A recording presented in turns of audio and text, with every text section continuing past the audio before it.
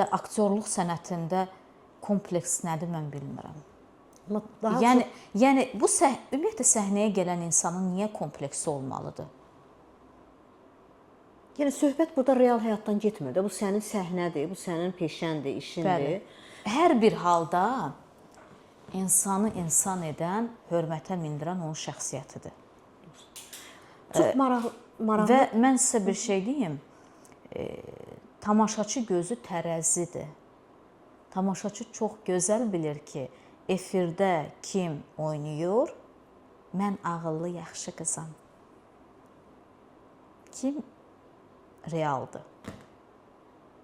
Hələ mənim elə olmayıb ki, küçədə kimsə mənə yaxınlaşıb, nəsə artıq söz desin. Əksinə, harda küçədə, harda istənilən, cəmiyyətin istənilən təbəqəsindən, harda məni kim görübsə, elit təbəqə, orta təbəqə, aşağı təbəqə fərqi yoxdur. Paytaxt sakinləri, əyalət sakinləri fərqi yoxdur. Harda kim görüb, hörmətlə yanaşıb.